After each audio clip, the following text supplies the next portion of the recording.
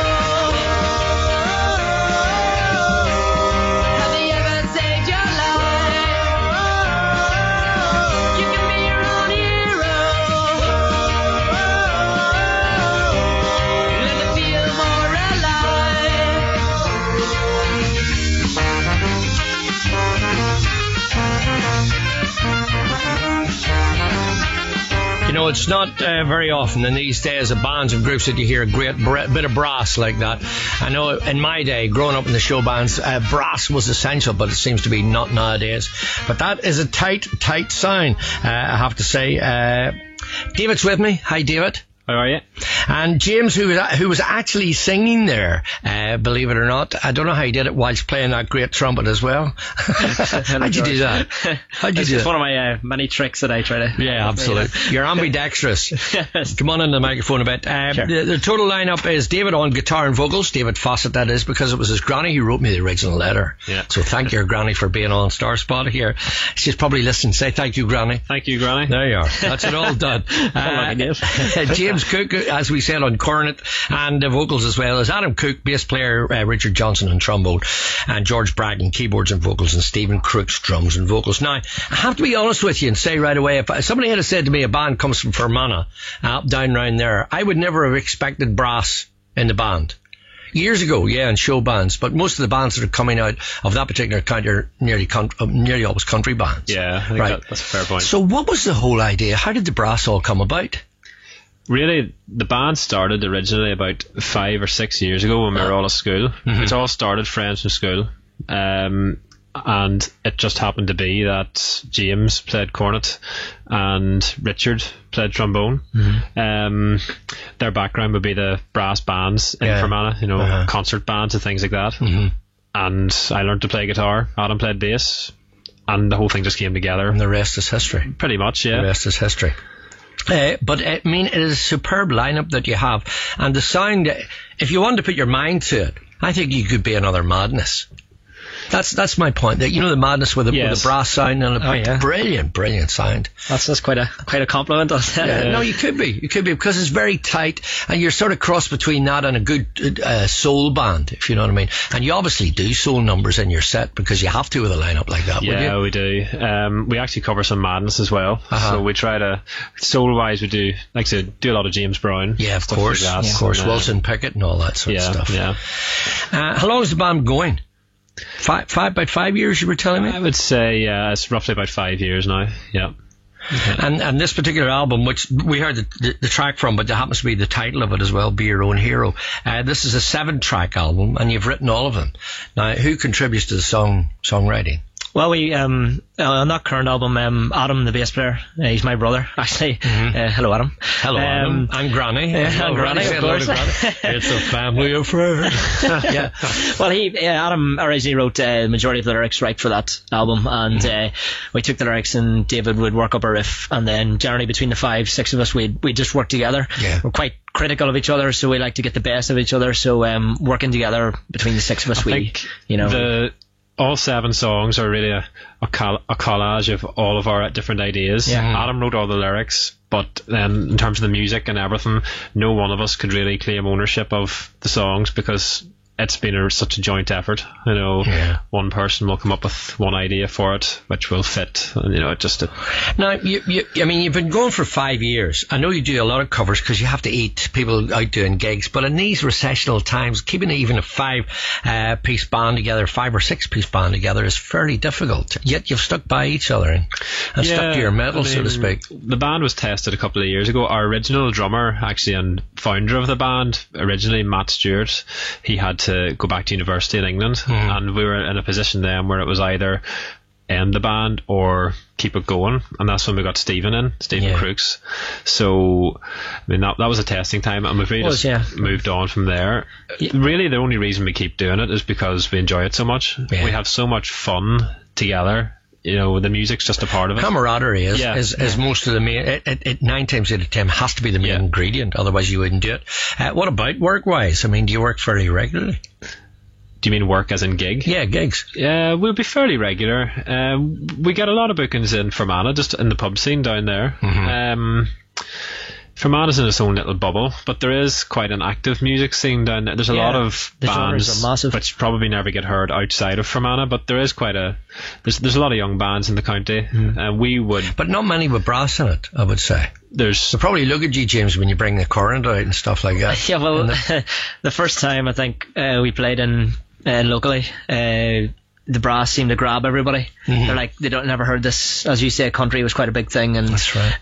There is a lot of genres in and around Fermanagh, but you know, bringing out the brass was quite something that hadn't been done in a while. Let's just say. So we bring that energy with the brass with us. And when I got the album, as I just said to you, and I seen that it came from Fermanagh, I was so surprised to hear the brass on it. Something different. Well, I got that single that you were talking about, the YouTube, and that you said you did it with tongue in cheek, but somebody might have persuaded you to go country, so to speak, which I think is the opposite direction of the way you sound, the way the band is. And you did Fermanagh on My Mind. It might have been a bit of a joke thing, but it got a lot of YouTube hits. It did. And stuff like that. Now, I played that first, and I said, it's another country band, you know? Yeah. And I wondered, did they do all country music? And then I left the single down and put the album on and went, wow, it was totally different. So it's like chalk and cheese. Yeah, I think it's fair to say that we won't be going down the country route much more. Right. It was just a one-off. What route do you see yourselves going down? I mean, you've been going for 5 years now, and you're obviously quite, cemented well together. You have great camaraderie, as you told me. But what's the future hold? What would you like to do? Really, so long as we are all enjoying it, we will keep just doing what we do. But I'm talking about travelling wise. I'm talking about even out of Northern Ireland altogether. Well, we did play the Battle of the Bands in Lurgan. Was it now 2 years ago? I suppose, and had great success there. So we try to encourage ourselves to push outside Fermanagh and try pushing music that way. Original material wise, we've stuff in the pipeline to write more, and we're always open to gigs across. I mean, we have a couple of tracks now ready to record, which are a follow on from the first CD. I think personally that the writing has got better now. And as I say, we've recently added a 6th member. George wasn't originally in the band. He's recently been added, and he's a fantastic keyboard player. Keyboards are brilliant. If you want to back up brass, you need a good keyboard, or like a Hammond sound, or even like that sort of idea. He's brilliant at the Hammond. But I have to say to you, I mean, I'm going back again to the 60s and 70s when Ireland was filled with brilliant bands featuring brass, and they had to play soul music, had to play pop, rock, country, everything. But outside of Ireland, they were much loved, especially in Europe. And when you used to go over as a show band and they saw you taking brass instruments out, they couldn't believe it. In Europe. And that's why I'm saying you guys have got such a great potential for going to Europe and actually wowing them with a brass sound and getting out there as per the old show band style, but playing soul and pop and rock and stuff like that. You keep mentioning the show band thing. The first couple of gigs we did in Enniskillen, when we brought the brass out, I can remember there were loads of older people in the crowd that night who came up to us and said, you took us back to the show band. Yes, right, because the set lineup was a rhythm section, guitar, bass and drums, and maybe a keyboard, but the prerequisite was trumpet, sax and trombone, nearly in every band.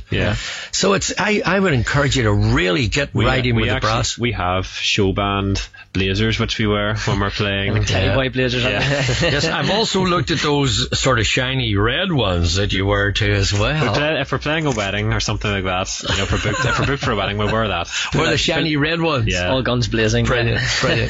Lads, I hope this Star Spot helps you. I mean, that's what it's all about. This is your first time. People obviously have been hearing your stuff on radio. I hope it goes from strength to strength. It's been a delight talking to you. Give my regards to the rest of the lads. It's one of my favourite counties for Fermanagh. But I really hope sincerely that you branch yourselves out. And as I've said to a couple of bands, search the website, get a load of festivals over in Europe, and even if you have to just go for expenses, but let the rest of Europe hear, a band with brass in it, because it'll really take off. Really well. That's brilliant. Thank you very much for having us. Thanks, George. Granny, thank you very much for sending me in the letter. David and the boys really appreciate it, and I hope you're sitting listening there and enjoying David chatting and the bit of music too. Tell me about this track that we picked off the 7-track one, which is called Love Her More. Love Her More. When we decided Who is her? Well, again, you'll have to ask Adam about that. He's not here. So he's a romantic. This track was actually the first one written for the CD. I remember we were in the practice hall just jamming, and we said, why don't we start writing some stuff?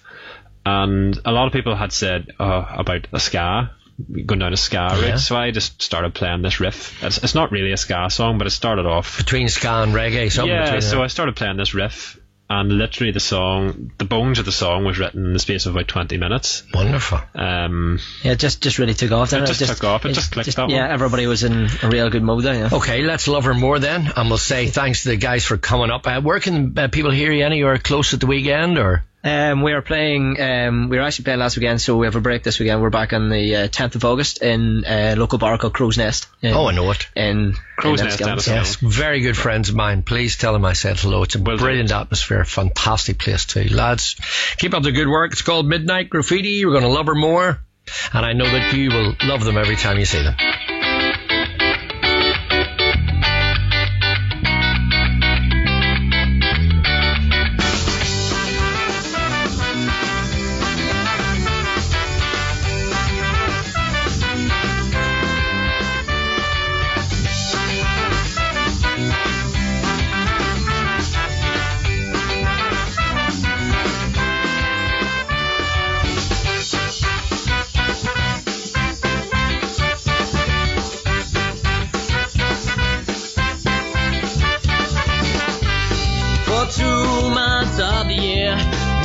Days are long.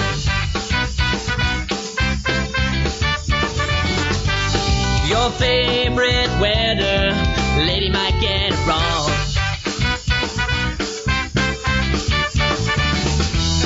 But she's only reading what's been written. The romance of summer will have you smitten. But she's only reading now what's been written.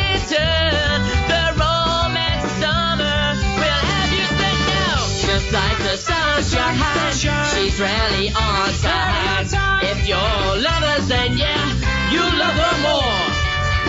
Just like the sunshine, she's really on time. If you're lovers, then yeah, you love her more. Brilliant. A very happy show band sound too, I would say. For weddings, for dances, they could create some sound, I guarantee it. It's been lovely having them on the Star Spot today. Midnight Graffiti from way down there in lovely County Fermanagh.